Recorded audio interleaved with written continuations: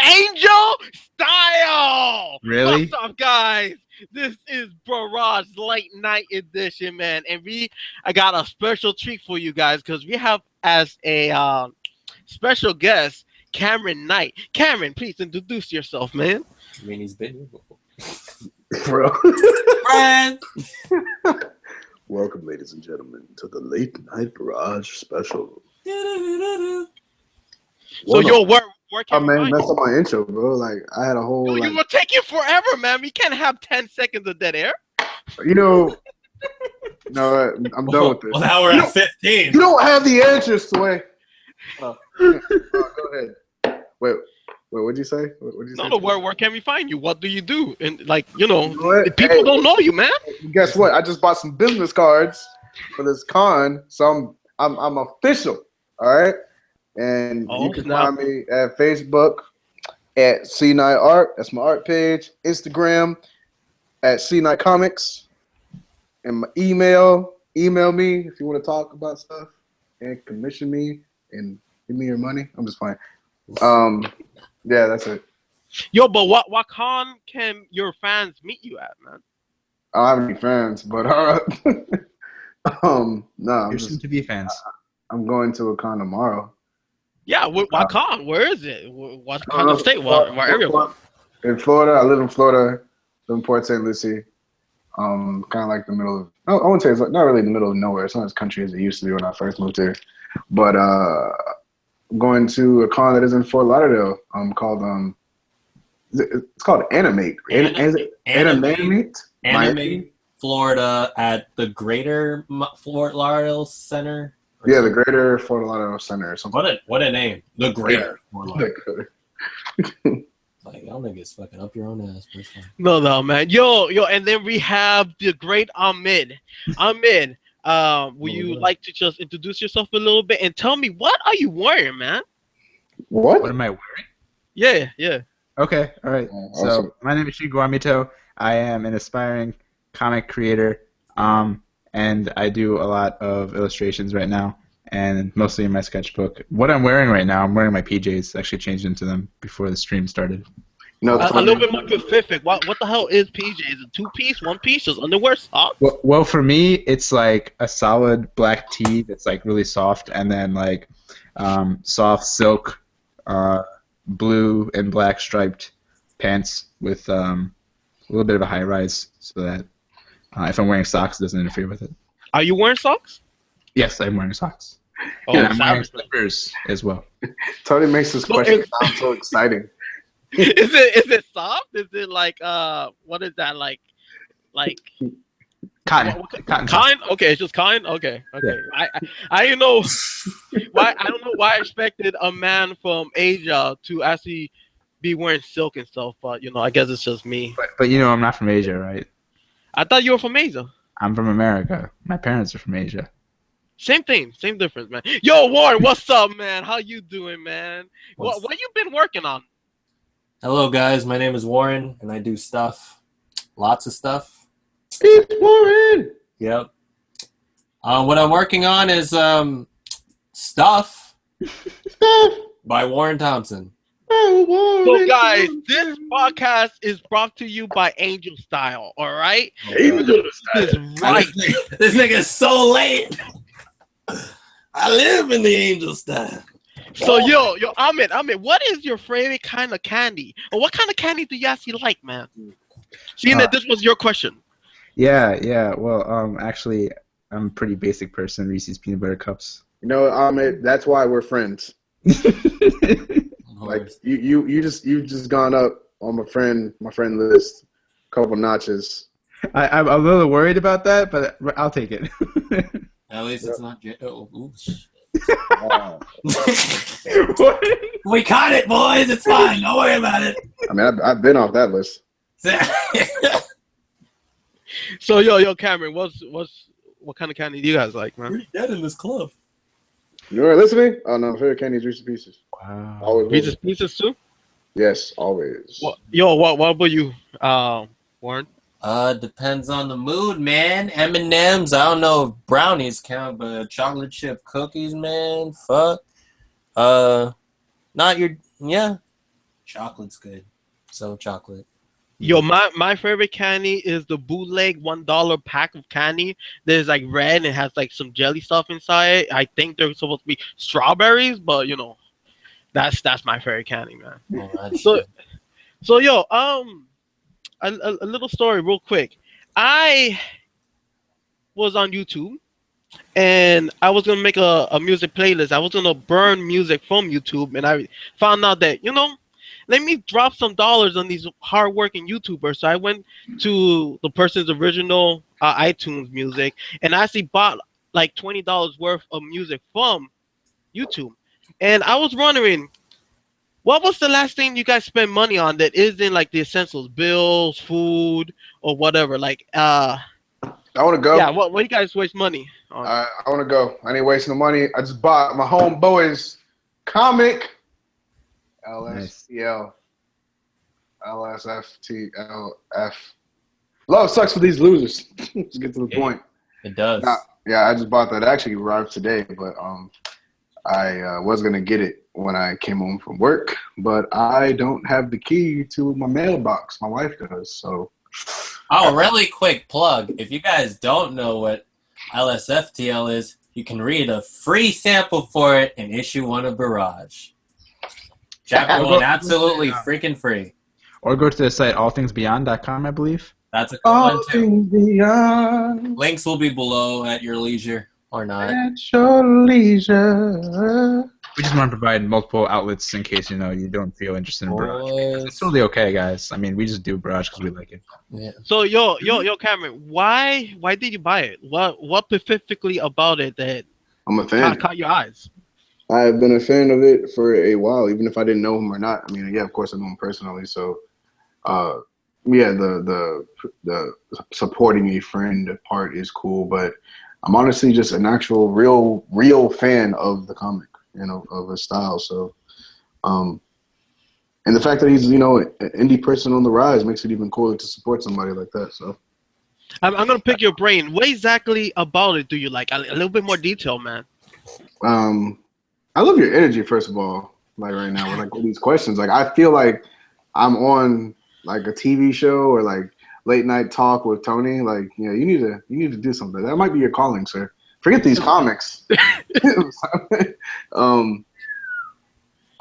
Well, first thing when I first read it was it's actually real deal funny. It made me think about high school, like all over again. Like if you read it, I don't want to spoil anything, but if you read it, it does bring back like memories of my high school, the different cliques and categories of people.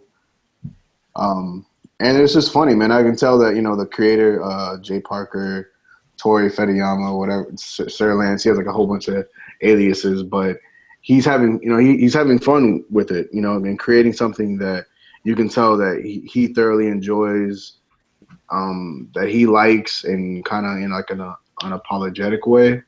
I don't know. It's like just a freedom. I can just tell, like, even with like the, he does these little like cameos of, or I wouldn't say cameos, but like putting in like DBZ characters, but naming them the letter that they actually start with in DBZ. Like little stuff like that. I don't know. I just thought it was cool. You said that it reminds you of when you were in school. Do you see a character that reflects you? Oh yeah, Jay. I mean, the main character. The main character. Okay. Yeah. Other than the fact that he smokes weed, he reminds me a lot of myself when I was in school. No doubt. Yo, Warren, have you dropped money on anything? Warren dropping stacks. Let him know, Morgan Freeman. Last thing I bought was today when play Halo, $9. It's not as romantic as buying someone's book, but Halo. Wait, and like DLC or? No, I bought a month membership at Xbox Live Gold, so there's that. Oh, you have Xbox Live again. Warren, you have a Xbox 360 or Xbox One or 360? No, fuck the one. Yeah, that is funny. Damn, You're being pretty vulgar. Shut up. All right. Well, yo. Oh no, go ahead, Cameron. Go ahead. No. I said, dang, that sucks. Okay. Yo, that wasn't satisfying enough. Give me something else, Warren. Hook me up with something else. Before that was maybe it was Kill la Kill Volume 1. And other than that, The series? Patreon to Slugbox. Yeah, the Blu-ray DVD comic back. That shit wasn't cheap. Oh, sweet. Like, did it come with anything exclusive or just like? Yeah, it came with postcards, a double-sided poster. Oh shoot! Oh. The soundtrack. Oh, what? Yeah, $60, no shipping, kids. Merry Christmas. Wait, you got all that for $60? Yeah, That's not bad. That's not bad at all. there's only 5 volumes, so it's not that much to collect. So. I mean, Oh no! It's just one volume. Like what? 4, I suppose. Oh, fuck that. Yeah, there's 4 episodes. Never mind. I have 4 more to go. I thought it was the whole thing. Oh, fuck that. Oh wow, yeah, bump that, man. Yeah, freaking even G Gundam, like I said last night, freaking you get the first 25 for like 300, and it's like nah. First what? 25 episodes For how much? 300. That's cool. I'll just watch it illegally. Bye, this guy. Yo, why do you like Kill la Kill so much? In really simple terms, man. I like Kill la Kill because it's strong, powerful girls. I love that shit. I love writing girls fighting. It's in my own work, like #DeadStar. Read it if you want. But yeah, I eat that shit up for breakfast, and it has deeper meanings. People can watch it and get their own little thing out of it. What question for you, boy? What is your interpretation of Kill la Kill? Like you said, deeper meanings. Like what do you feel it means? I guess. It changed a bit since I've watched it, but it's like a girl going through the phases of like puberty and like their teenagehood and figure out who she is and everything. And then after watching G Gundam, I'm like, holy shit, it's just like G Gundam. like Ryuko is basically Domon going around, do you know who has the other half of this scissor blade?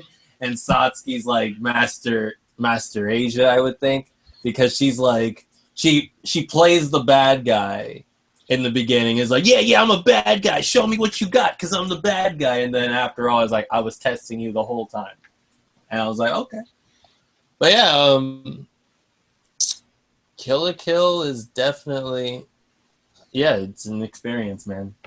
No doubt, man. Yo, Ahmed, you still with us, man? Yes, sir. Yo, what did you drop money on, man? A lot of things.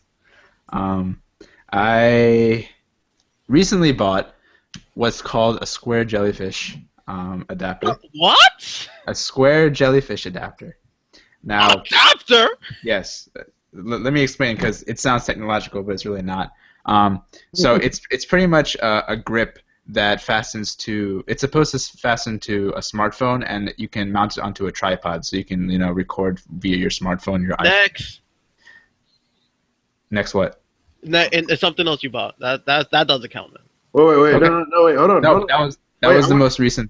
No, I want to hear more. Wait, hey, I mean, what was that? Like, what is it called? I can use that for shit stain. It's called a square jellyfish. Okay, so like, wait, it's explain it again, because like, it actually sounds really interesting. I kind of want that. It's pretty much a grip that can hold a cell phone from like a certain amount of size, so like from 2.3 inches to like 3.5 inches or something like that. And this one, the grip is powerful enough that it can also hold a phone within the case. And you can use it to like position it on tripods, and then you can record with your phone or live stream with your phone, because they have options for that now. But what I use it for is I actually had an HD webcam, and I'm using that with my larger tripod to kind of get a good angle going, so I can record myself traditionally now. Dang. What? Yeah. That's like, dope, man. Hey, I don't want to say it's Mark Riley level, but it's like close to Mark Riley level. Close to Mark. We're just going straight for the stars. That's how we do it here. Angel style, man, all the way. Yo, I like that, bro. Hey, can you? Yeah, I need to look that up. Yeah, I'll send you a couple links, and as a matter of fact, I'll probably leave a couple links in the description below. So check it out. #BarrageCrew, by the way, if you want more. Hashtag empty promises. If you want a free square jellyfish, type in Barrage Crew in the promo code to get your free. And please send a one-time payment to shingawamito@gmail.com, $50. That way I can buy it for you and then ship it to you. How much did it cost though? It was $14. Oh, that's not bad. Okay. Well, okay, so wait, so the jellyfish is just the grip, but you still got to get the actual tripod piece? Yeah, they come separately. Oh, okay. Oh, and that way you can actually mount it, like, away from the computer or whatever, so that you can record. Like, I would love to do that for like for streams and stuff. I actually was thinking about getting into that a little bit. Yeah, I've got a couple plans to live stream for YouTube, so that's why I was building the setup. I already had the tripod, so I just needed to get an adapter so that I was able to, hold the webcam, because the thing with the webcam is that it doesn't meet the universal standards for the tripods, the screw size. It's actually larger. So in order to fit it naturally, you need to get like a nut or a bolt that'll fit, and I didn't have the capacity or the time to do that, so I just got the square jellyfish instead. It fixes it up, especially because the webcam opens up and stuff, so I can angle it in multiple directions. So even if the square jellyfish is pointing forward, I can actually have the webcam like facing off to the left instead from that same position. Okay, that sounds confusing as heck, but I get you. I know that wasn't a very good description, but anyway, moving on. A picture speaks 1,000 words, man. Yeah, I will send a picture at some point.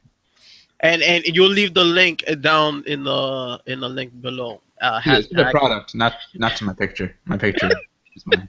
It's Patreon. Yo, so what is something actually enjoyable that you actually wasted money on? Enjoyable? Yeah.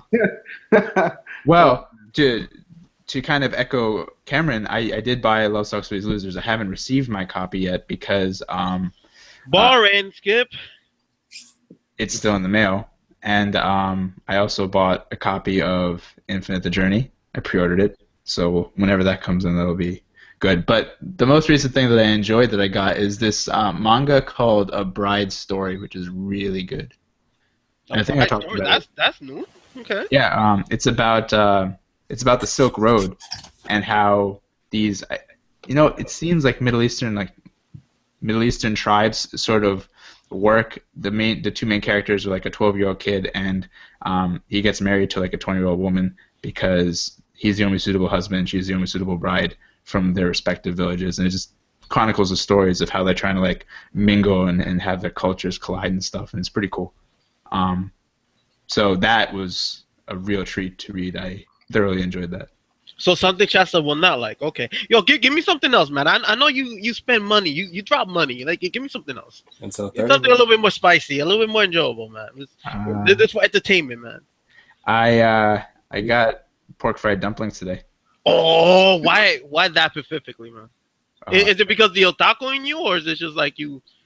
Yeah, why? I actually really enjoy the pork fried dumplings. At first, it was because the inner otaku weeb. I was like, dumplings, must have dumplings. But then, like, first of all, I have to say that when Chinese restaurants call them dumplings, they're not actually dumplings. The official name for them is gyoza. So if you're a weeb, remember that it's gyoza, not dumplings. Ooh, I got a fucking question for all you fuckers. Okay, when was the last time you had a weeb moment? And my definition of a weeb moment is, well, we'll do it for anime. If you're watching an anime or something, or even a movie or playing a video game where you're just like, a scene happens and you go like, oh my god, it's happening. What was the last time that happened for you? Like an intense scene or something? Yeah, I got mine, but go ahead. Mine really quick. Well, I already told Tony, and you probably guys already heard it, but in Iron Blood Orphans, where the freaking one of the guys has a fiance that's heavily underage. So I'm not have a problem with that. But anyways, freaking, she gets self-conscious because she walks into a ballroom and it's all like full-bodied adult women, and she's like, "Oh, my husband doesn't like swimming like those. He doesn't like me." So she walks off to the balcony to go freaking cry to herself. And this thing shows up. Just to add a little bit more context, everyone's making fun of this little girl because she's a little girl. Well, friends, they're like, "Oh yeah, she's barely out of diapers and shit." And it's like, wow. And then this nigga shows up, tuxedo mask style, and she's like, "But I can't dance with you Like, and then he lifts her up, and like princess style is like, now we can dance at an eye-to-eye level, and I'm like, oh my fucking god, Right in the feels. I eat that shit up. And then the little girl was like, "But they'll make fun of you," and he's like, "If they make fun of you, I will never forgive them." G.I. Joe. Friends. Mine's was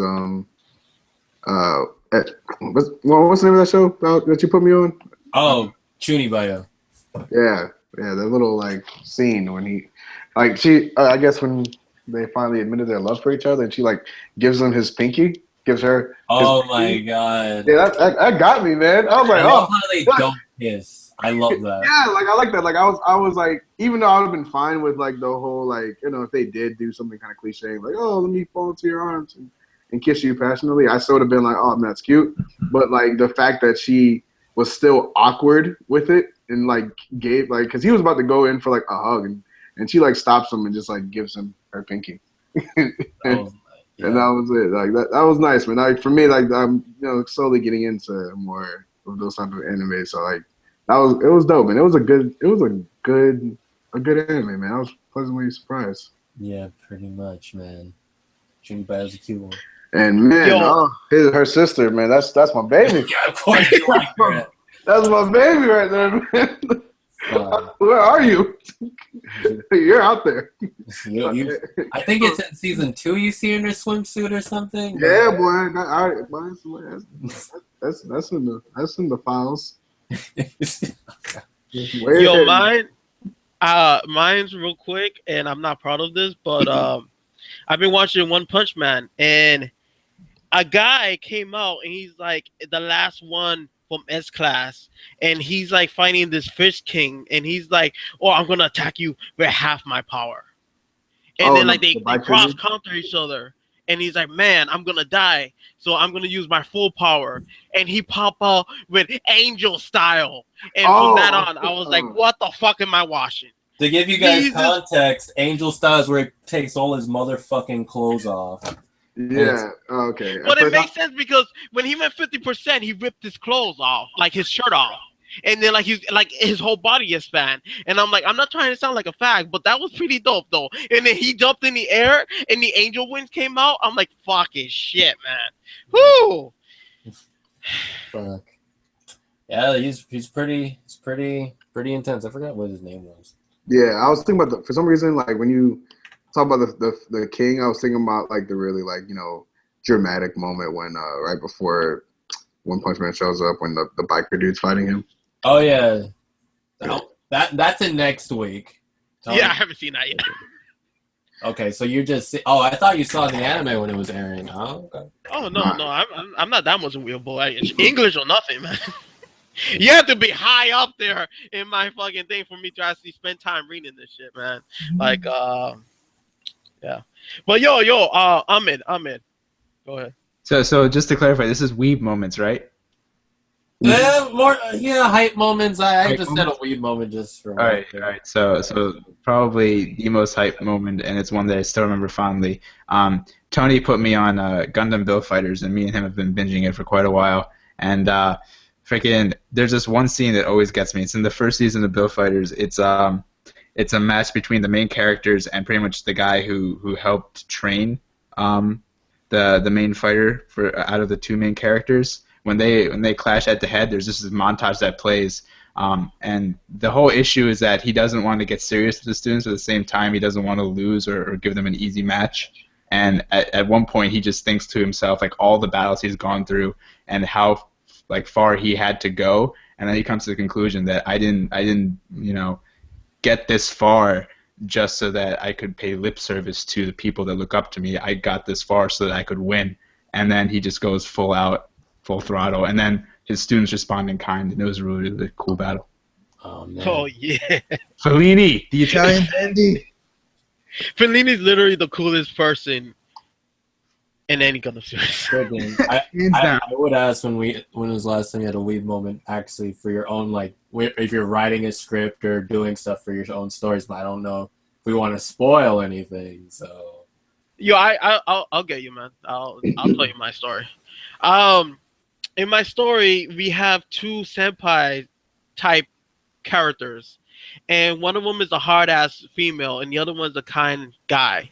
And basically, the kind guy is preoccupied doing something else, and they're supposed to be a couple. And the girl basically is fed up because she wants attention, but she's not gonna express herself because she's not that type of woman. But as she's being a good female and going along with the male, she saw a flower. She picks up the flower, grabs the guy's hand, and puts the flower in his hair. And that for me is the we moment. Like, oh yeah, like I like that, and I'm happy that she made that up. Yeah. Pretty much. Okay. So wait, so we moments in our own stories. Yeah, like when you wrote your own story, and you like giggle to yourself because it's like, oh my god, this is hype. Oh, go ahead. Yeah, go ahead. For me, oh man, I don't want to spoil that one. I guess I'll do the one from in the beginning of chapter 5 in Dead Star, where like it's after like the villain or the antagonist of the current part of the story like sends the main girl Michelle flying into like a mountain or whatever and freaking basically breaks her neck and all that shit. And Great it's just the moment of like and the main character fought before named Rain is just like, she has to be dead from that. I swear to God, she better be dead from that. And like there's no like words or anything. They're just looking to see if she's gonna get back up. And she does. And then I just really liked experimenting with the expressions of the character Rain, which she's like, oh, you gotta be fucking kidding me. She's getting back up. And like the character that hit her, Zara, she's just smiling like, oh my God, I can go all out. Yeah, pretty generic, but it's just like that feeling when they're staring down at each other is like, what else do you got? I really love that. Reminds me of the stare down from when Gohan went Super Saiyan 2 for the first time. I was looking at all the Cell Juniors. I was like, oh my God. Yeah. But yeah, that was a pretty fun scene to rate. Nice. But yeah, friends. Cameron, you want to hit this up, or you want to just keep it a secret, like hush hush? Because you do have base. You do have base, man. Base is already out there for people to consume. Oh, I think that. No, I don't mind. It's not really a spoiler. If you want more time, we could hit Ahmed. Yeah, hit Ahmed, bro. Hit Ahmed, bro. Time. You can come back to me. Yo, Ahmed Angel style. Let's hit it up, man. Well, in my one shot, the entire concept is that a guy's trying to get over his feelings for his ex-girlfriend, and the way he does so is by kind of like facing his own fears and his own subconscious. And one of the fears pretty much takes the role of kind of like, I guess, the fear of all fears. And at one point they reach an understanding of something. At least this is how I have it in my head. And the fear gives the main character like this weapon, sort of as like a sign of trust, and he just turns around and cuts down the fear, like just in cold blood. Is like, sorry, I don't need you in my life anymore. And then that's it. There's another hype moment on top of that, because after he does that, like his ex-girlfriend, or like the embodiment of his ex-girlfriend, comes into view, and he goes and he takes that same weapon and kind of like butchers her body, which is representation of butchering her memory. But you know, the 7. Or jerking off. Woo! Wee! I wish I never lost that book today, man. Oh God. That's a good. You realize that has no context. And I don't want it to have context. Just know I lost a book and I went to dark places looking for it, and I never made it out. Friends. And none of us ever do. That's the problem. You never do, but it's like you really. I don't know, but like, Cameron, I mean, Ahmed avoided that dark place for a really long time, and Cameron made it out. Cameron's just out. I mean, he's in the light. He's dancing and shit. Like he's out of the darkness, man. So I don't know what you're talking about, Ahmed. But yo, Wait, what darkness? What are we talking about? It doesn't matter. The 13 darknesses. The darkness of never having Kingdom Hearts 3. Friends. Well, yo, you need more time, man. You need No, I can go to it. It's kind of, I mean, not really spoiler. It's more just like the central theme of the new project that I'm working on.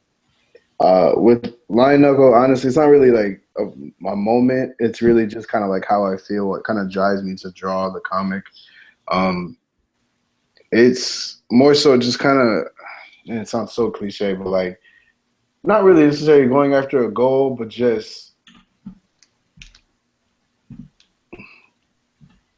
It's not the fact that it's cliche. It's just a matter of the execution and how you put your own flair. Yeah. I'm just trying to I'm trying to explain it. Trying to think about how to explain it. The main character is extremely talented, naturally, from the line, like for at boxing, which is what my upcoming story is, mostly about at the beginning, and kind of just going through the motions, kind of like it's expected of him to box, but that's not necessarily really what he kind of wants to do. But it's really about him finding his own drive, finding his own. But what is the hype moment? What's the one that moment? part I can't reveal. I'm just giving you. No, I want to hear the rest of this. This is Yeah. But it's okay. But I don't want him to give it out. I'm not giving it out. Okay. I'm not giving it out. I'm not giving it too much. I'm not gonna give the high moment of what makes him accept it and what makes him tell him, hey, I'm gonna go do this. It's really more so for me. I had a conversation with my brother, which made me do the comic. And my brother's a really big part of my drive in general. He's I have that. He is that one person that will unconditionally tell me, hey man, get your stuff together. Hey man, you need to work. Hey, you need to do this. You need to get this out. I want to see something by you by this time. Not in a rushing way, but more so just, come on, man. You're talented. Don't waste it. And that's what he said that to me before. And that kind of is the theme behind it, is about not wasting your talent and just finding that inner drive within you and letting it out, letting that inner beast out, that inner fighting spirit out. Oh see what I did there? Yeah. Dude, it is just so funny how it's the complete opposite of Shitstain. Mm-hmm. Where Yeah. I won't give much away, but it's about I'll save it for fucking.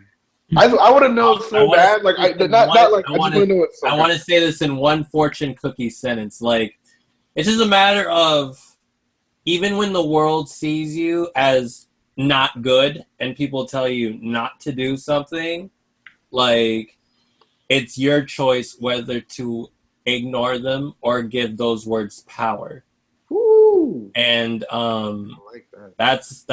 that's one of the themes for one of the characters in Shitstain, and that's what I'm trying to experiment.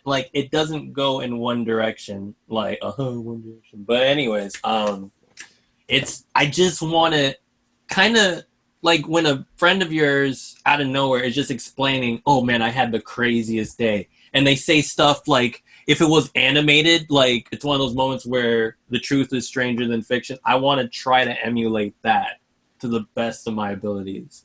Something so off the wall and be it's just another unexpected day. We all had those days. Oh, then my car broke down. Then my ex called me. And then an elephant stormed through my house. So yeah, Shitstain. The story that no one will like. But yeah, I want to have fun with this one. Exactly. That's cool. That's dope, man. Yo, I'm gonna change the topic. I'm basically gonna rant really quick. It could be long, could be short, but I'll try to make it sweet. I remember seeing this YouTube video of this guy explaining Saitama from One Punch Man as he's a god and he could destroy the world. So everyone around him has to keep him entertained so he won't destroy the world. That's what I got from the video. And I'm like, what kind of One Punch Man were you watching? Because it's completely the opposite.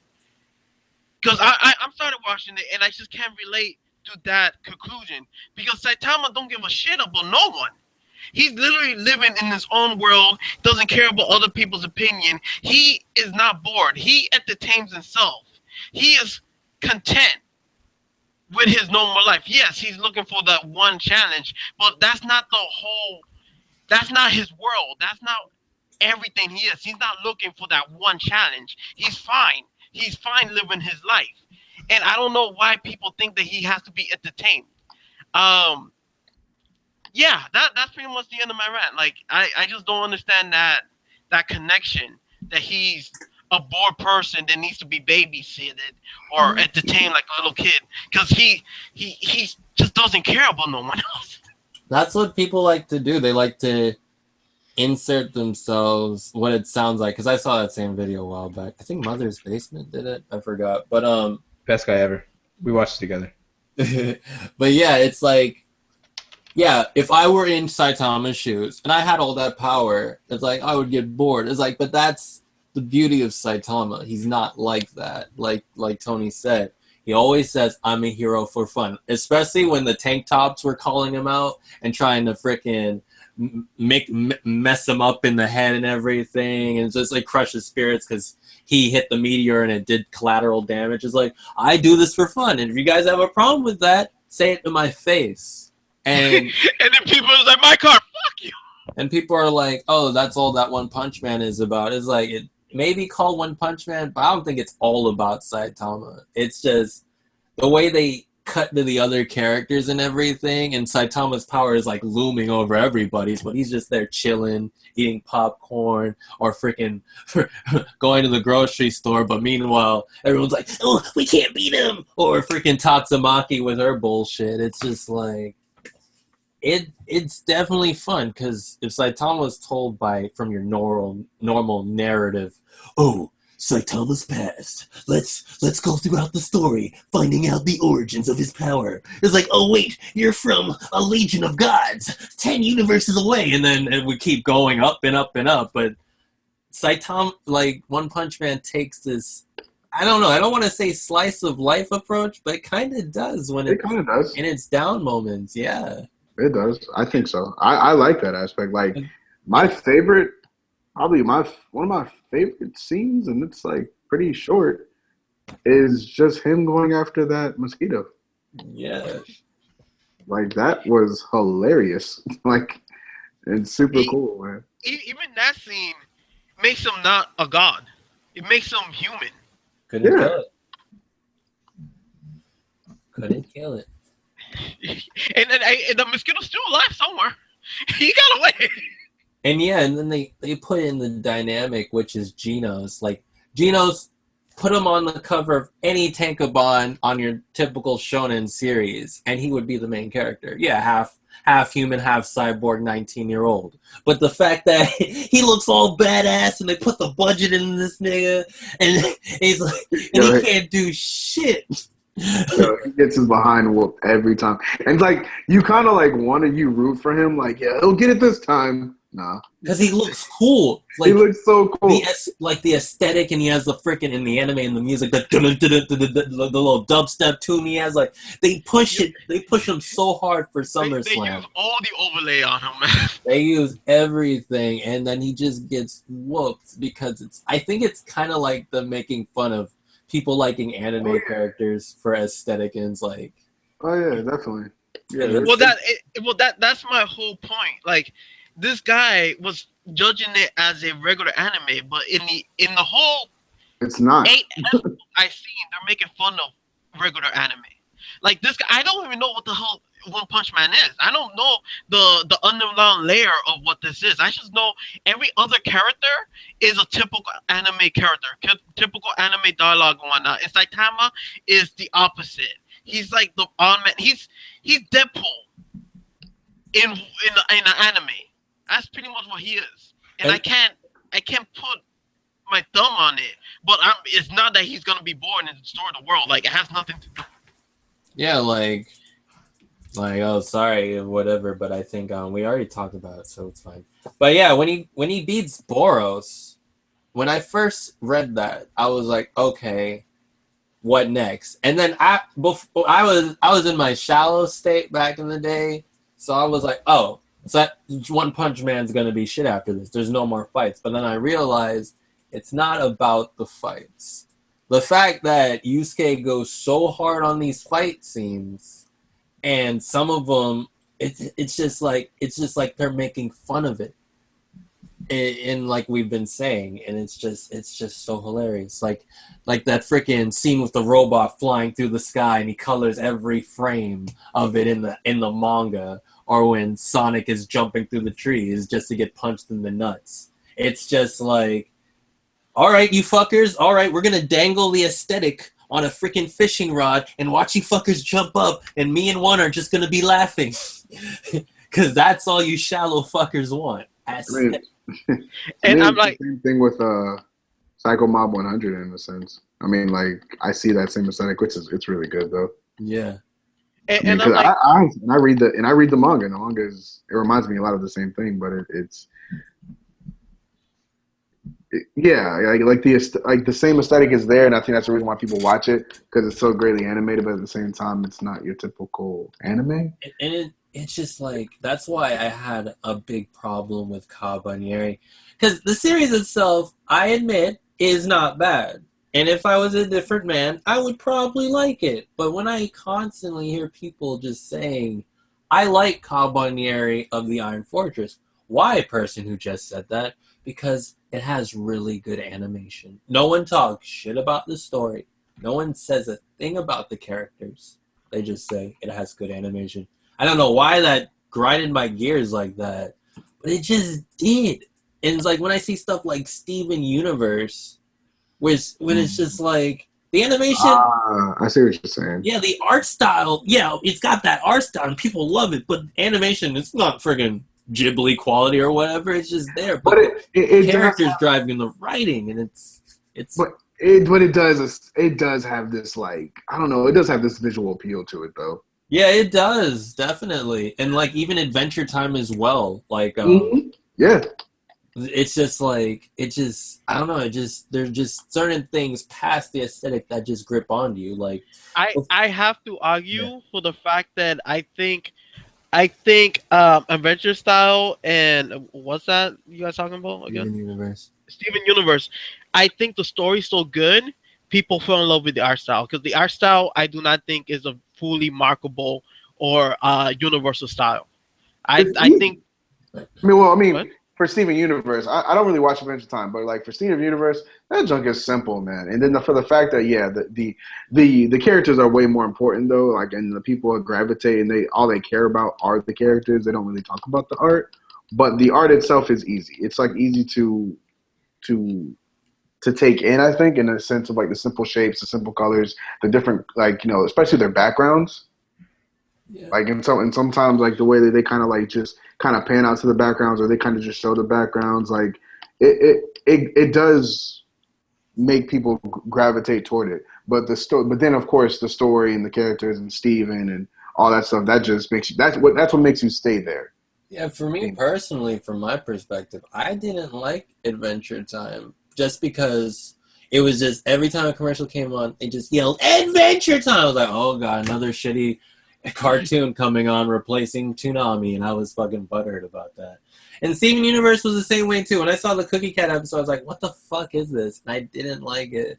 And then when I actually got time to binge them, I was like, oh my god. It's like, before I was like, oh, they're just gonna be all silly one-off episodes. But no, there's like, it kind of came off like that. But then there were episodes where they snuck a little bit of lore. I was like, wait, what was that peeking under the bushes? Oh my god, is that plot? Holy crap. And it just slowly hooked you in. And when it gave you a little bit more, it's like, thanks for going through this episode, Warren. Here's another bit. Keep going. I was like, all right. They give you these little nuggets. These little nuggets, yeah. And piggybacking of what Warren's saying, when I first saw, I did not like Steven Universe. I thought it was like, for like babies, like colorful for babies. Like if you see sprites, I thought it would be like in that channel for like little kids and whatnot. But I saw a couple episodes and it slowly got hooked. and I got hooked first from the characters, and then I got hooked with the art style because I thought it was a show for babies. But yeah, go ahead. Yeah, so it's That's how I felt. I mean, I watched the pilot, and from the pilot, I was like, oh, I can't wait for this. And I knew that it was gonna be more than just the little because the first probably the first season, it was a lot of that, like Warren was saying, those little kind of, I guess you could say, filler kind of stupid episodes. But I just knew that it was there was a plot. I knew there was way more than just that. Yeah, definitely. And like I said a few podcasts ago, we all come from different spaces in life when we were watching this. For me, I was coming off of the thing where it's like Toonami's over, Teen Titans ended. I was like, and we get this crap and Gumball. And I didn't see the pilots or anything, so I was like, fuck. And then lo and behold, I was like, years later, I was like, oh my god. I'm on the fucking train. But yeah. Oh, bro, you quiet, bro. Aesthetic. Oh, real fast. I wanted to explain why I like Angel Style so much. I liked it because it mirrored Dragon Balls. It was literally a Krillin and Gohan getting their ass beat up before Goku came in. And then Goku's like, oh, let me, you hurt my boys, and now you're going to pay for it. And then he went, before he goes Super Saiyan, let's check how strong you are. So he goes half power. And when Dragon Ball Z, the first Esables, when they go Super Saiyan, their clothes ripped. And it was just a montage of that. And that's why I enjoy so much that Angel style. It just mimicked Dragon Ball so much. And that was Goku coming to save Krillin and stuff like that. I don't know. I don't know how much you're gonna like the next episode, but I was like, I told my mom when she finished watching this one, I was like, yeah, if you like this one, you're gonna love the next one, where you get the Goku shows up moment. Oh, your mom? Oh, I didn't know. Oh, your mom. That's why I freaking every Saturday I'm like, we watch Toonami. It's like, so. So yo, what was the question for Ahmed to answer? I completely forgot. I didn't even know there was a question. Ahmed, say something. The fans come for you. There are Ahmed fans out there. They need their screen time of Ahmed. I've been up for the past 48 hours. I have nothing to say. Okay. I did want to ask you guys. Is there any come to Jesus moments or problems you come to Jesus moments? like any problems or any oh my god moment that you realize creating your comic book, the latest problem or realization that you got? I'll go first to give a sample of it, but I'm creating Project Untitled. I'm knee deep into it, and the whole thing about Project Untitled, I was trying to recreate the feeling I had when I was younger playing video games with my sister. And I can't remember that vividly. So I was expecting to get inspirations for my sister. And I realized the person she is now is not the same person I grew up when she was smaller. She is no longer the inspiration for this story. And right now I'm inspirationless. And I really needed that muse. So right now I'm writing the story the best I can, and I'm literally putting in generic characters as placeholders. And then I'm gonna go back and create I am going back and creating a personality for them. And it changed. Pink is no longer a mirror image of my sister. Pink is literally her own character with her own dreams and her own reactions. And she became her own character because I didn't have a blueprint or someone to mimic off of her. And that's something that I just realized right now. It may sound stupid, but that's something that happened to me. Well, and it goes with every other character of my story. Okay. Did anything happen to you guys when you guys are writing your stories or whatnot? Oh yeah, all the time, causing me to rewrite stuff in my main series, PDS, it was I don't know why, but I just made so many boxers, and I was like, wait, my main character uses a boxing fighting style, but SS has boxing style. I was like, okay. So then I just broke it down and just realized, does he have to fight like a generic shonen character? Because this series is like, hold on, let me do the math. Like 14 years old. Like I've been working on this crap for a long time, and it's just like it started off when I was a kid watching Dragon Ball Z and then seeing G Gundam, and I'm like, every time I see a new like animation or fighting style, I'm like, okay, they're gonna fight like that. And then, oh god, the Full Metal Alchemist Brotherhood animation phase, where it's like everyone has to move like Wrath does, all right? And it's just like, yeah. Then I realized like he is his own character. I don't want him to be a sum of everything I was inspired from, even though it looks like a fucking Dragon Ball Z character. That's fine. So I'm experimenting with how I'm going to make him fight. Is he going to fight?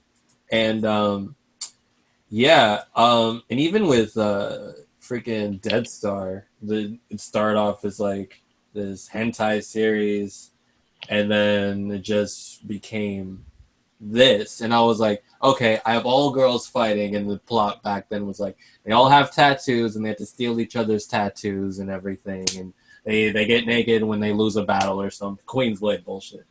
And then I was like, okay, Warren, this isn't going to work out because eventually you'll lose interest even though it is naked girls.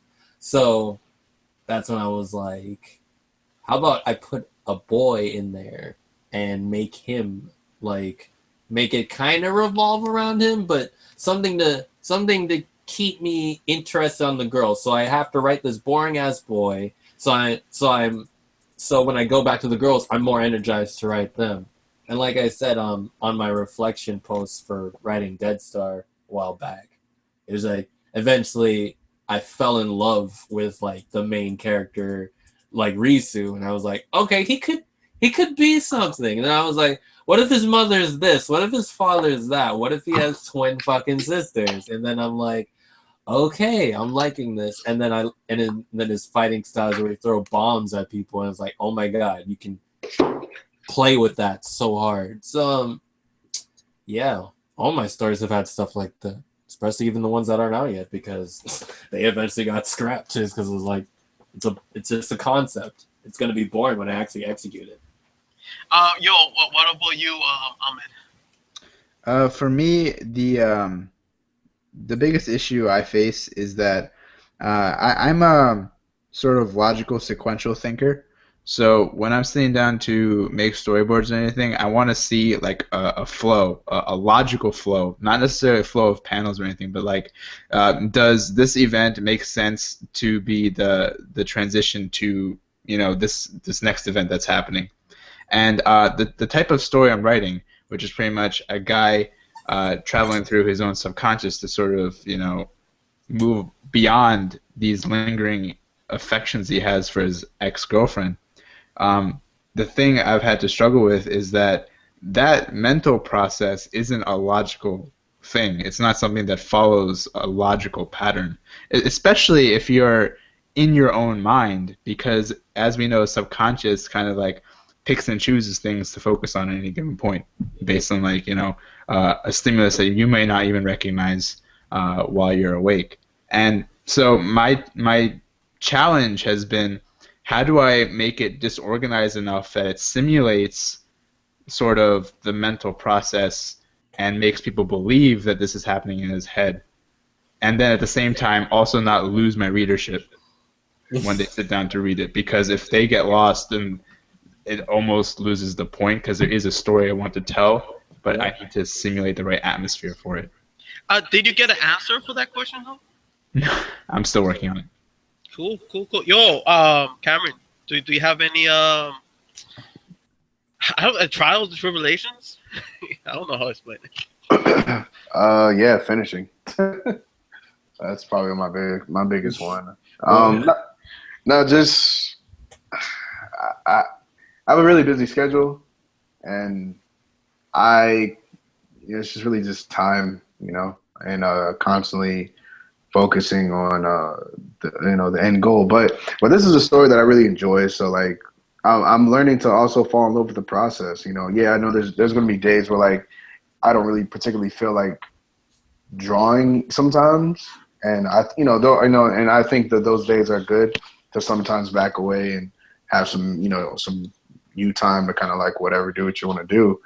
But there are, for me, like I can't take a lot of those days, especially like on my days off, because those are crucial days where I can work. So my biggest obstacle is like, scheduling, making sure that I'm making the most out of my time so that I can, make my projects come to fruition. Yo, I'm gonna hit you up with a random set of quick questions. Go. Yo, Cameron, I know you're working with a writer for your new project. How did you guys meet?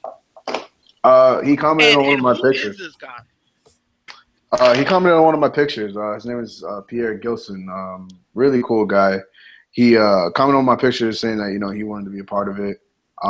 At that time, I was kind of throwing my own ideas on my head of the story, and I had talked to him before, kind of like what I'm saying, just like on the comics on Instagram and stuff like that.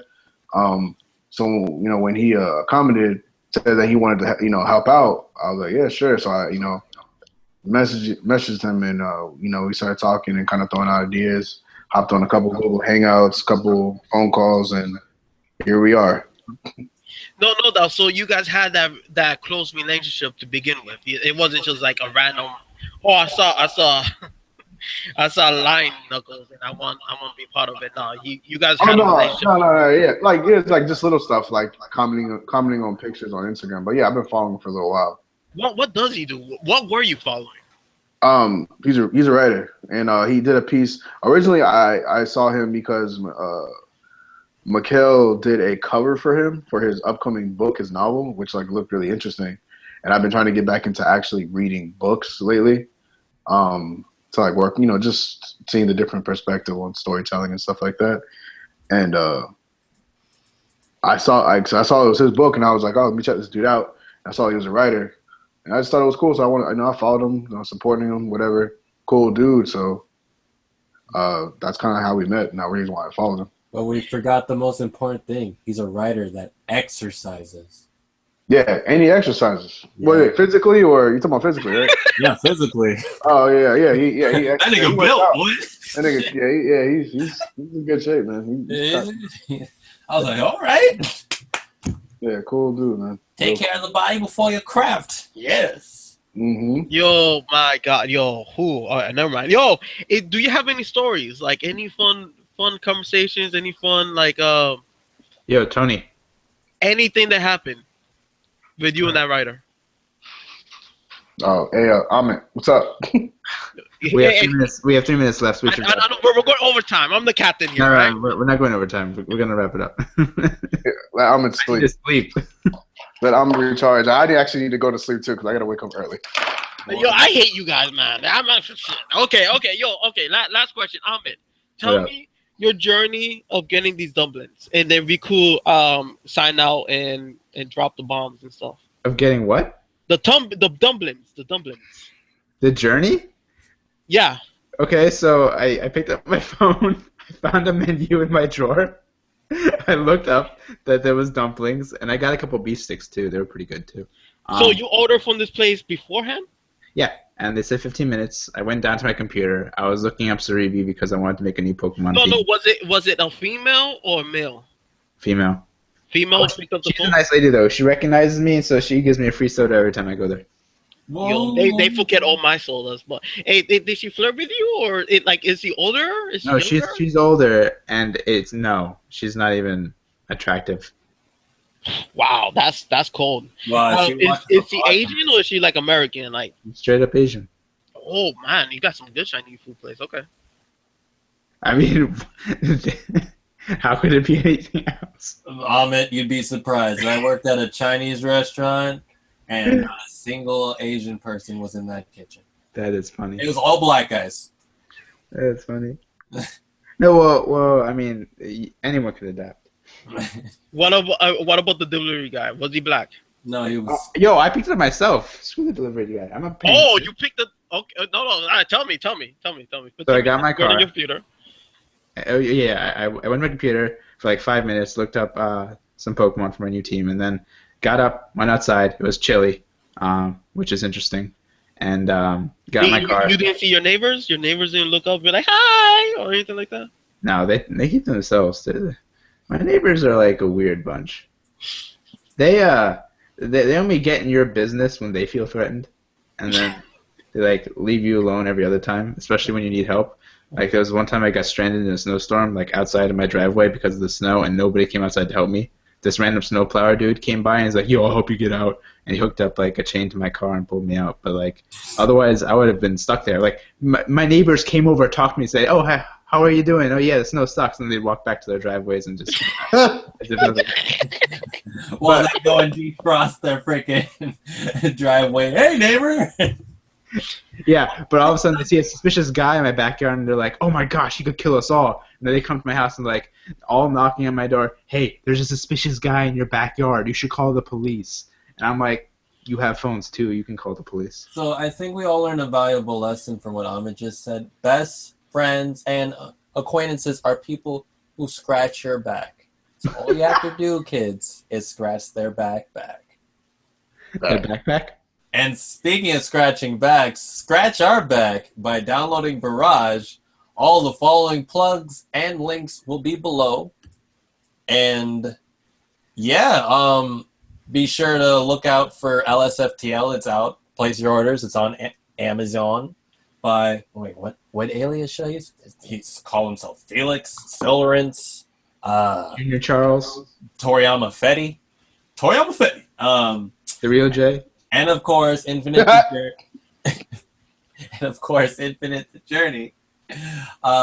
Pre-orders. From my understanding, he's only giving out orders to pre-orders. So once that runs out, kids, I think you're flat out of luck. So look up One Hero, Infinite the Journey on Tapastic, or Skyrunner Creative. Links will be below. Whatever. And if you have any questions, just message the creator. Yeah, it shouldn't be that difficult to find.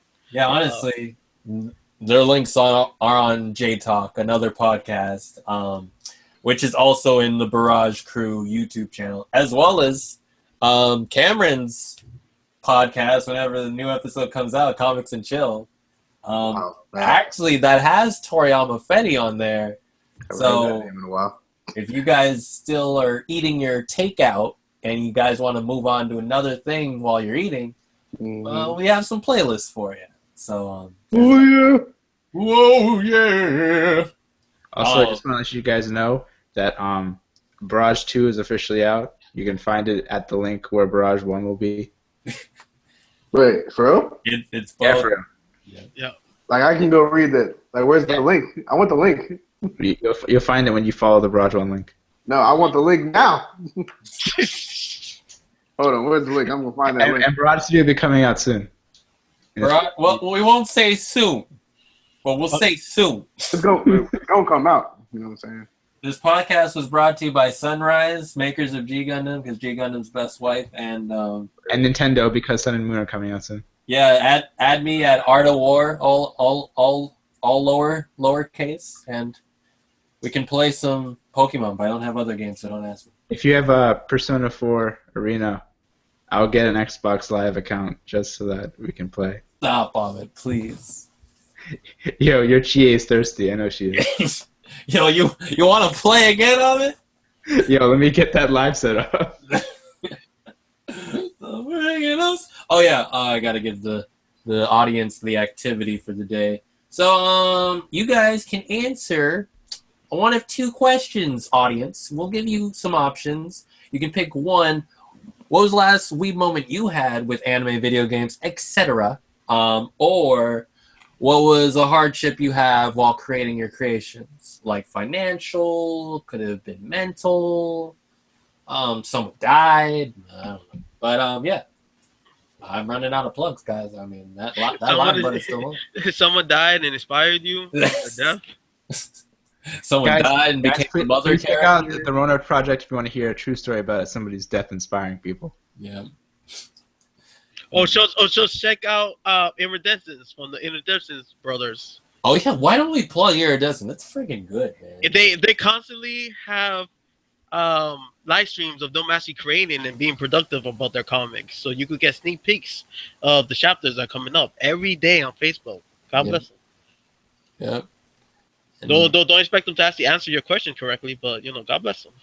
And real quick warning, guys, so it doesn't happen out of nowhere. This is 23 now.